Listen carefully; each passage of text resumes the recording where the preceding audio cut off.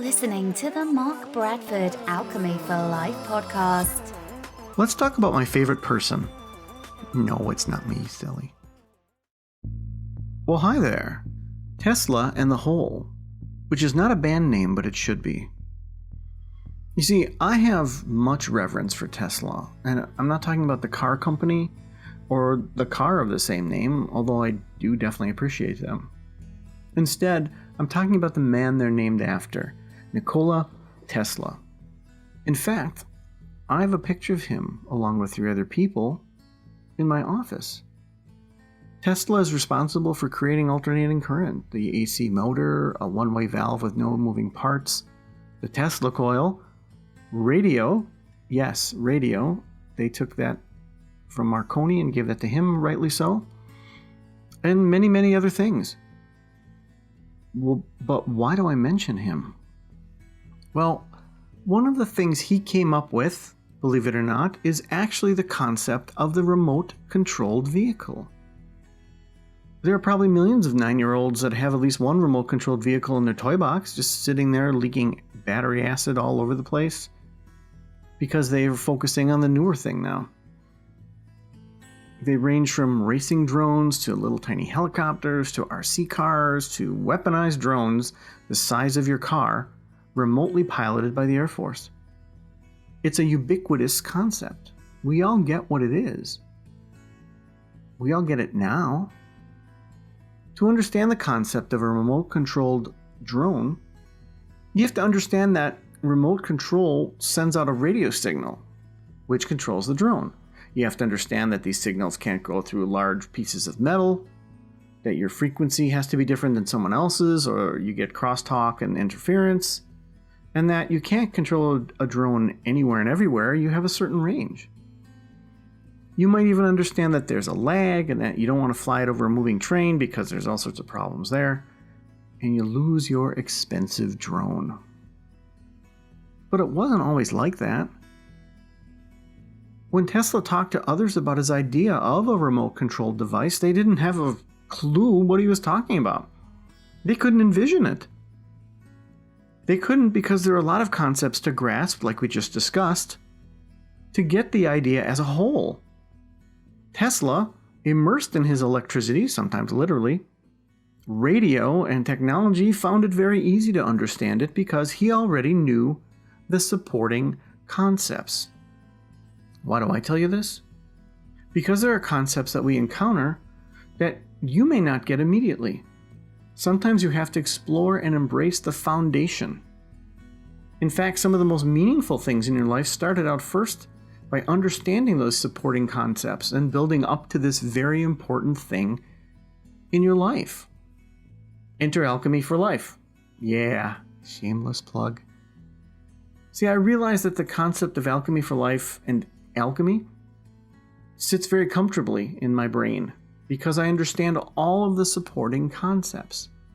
Just like when you think of a remote-controlled drone, you too get all the supporting concepts. So I realized I have to keep that in mind when I talk to people about having balance, alchemy, and that they may not get that life is made of time, energy, and resources. You probably said that along with me.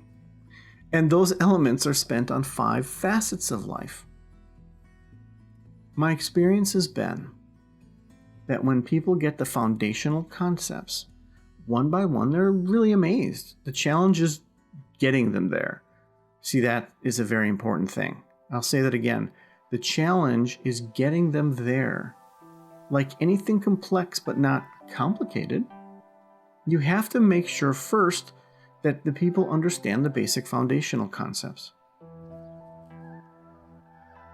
Now, how you do that makes all the difference in the world. But the fact that you do it is what sets you apart and kind of sets you on a path. And so, what I mean by all of this is that there are things that you're going to encounter in life that you probably have by now. There are things that you're going to create in life, whether you're a creative type or not, that require people to understand the foundational concepts first before they even quote-unquote get it. Right? You've been there. You have a friend. You're like, hey, you don't get it. And they don't get it. And all the explaining in the world of the concept of self is never going to help if you explain the other things first. The way I say it is it's a big thing built on to some small things. So if you explain the small things to them, they're like, well, I understand this, I understand this, I understand this. Well, good. Then you understand that this is built on top of that. Oh, right? Just like with the Tesla thing, with remote controlled stuff, we all get radio. We all get that we have a remote control to control our TV. We all get that our phone can be used for remote control. A lot of people have lights in their house that are controlled by their various robots in their house. If you get all that stuff, then of course you're going to get the fact that you can remote control something. Not a big deal.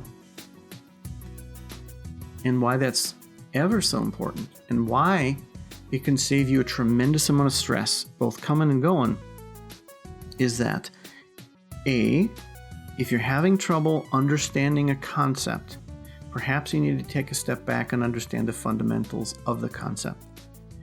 And if the person you're trying to learn from is not explaining that, find a different way to learn it. And I know this can be really annoying because I could be literally talking about your boss. I could be talking about your boss or somebody who's trying to train you in something. I could even be talking about a relationship you're having, which someone's saying, look, I'm having a problem with this, or this is why this always happened. And you're like, no, you're not explaining. I don't get it. I don't get that thing.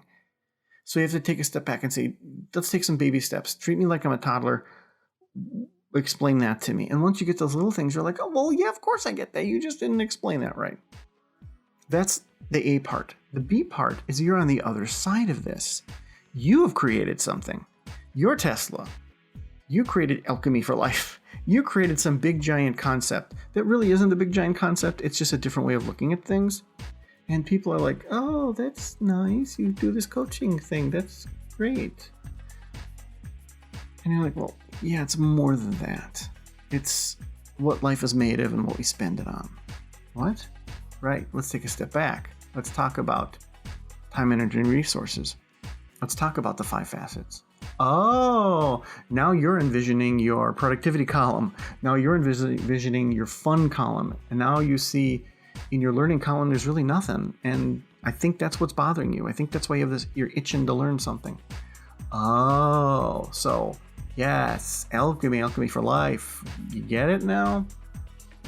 So this can be really helpful for you, not only trying to understand something in life that you're just having a problem with, but also trying to get people to understand you. And sometimes that's our journey, especially people who consider themselves to be creative or be builders or what have you. They run into the problem of people don't get me. And sometimes that's fine, but sometimes you want people to get you, especially if you put a ton of work and effort into something. You kind of want people to go, no, it's cool. Oh yeah, it's a thing. No, it's more than a thing. I want to explain more to you. And sometimes the direction isn't the direct route. It's let me explain the little pillars that this sits on. Okay, you get the little pillars, and I know I've insulted your intelligence, but now we're on the same path. Now we're on the same page. Now I can go back to the chapter. Cool? Hey there, thanks for listening. You know I always appreciate your feedback, right? Well, here's your chance. You can connect with me on Instagram, via the Alchemy for Life site, or most other social media. If you like this podcast, you may love my new book, Alchemy for Life: Formulas for Success. The 239-page paperback is available on Amazon and everywhere else you get your books. All this info is available at Alchemy for Life. Thank you. See you next week.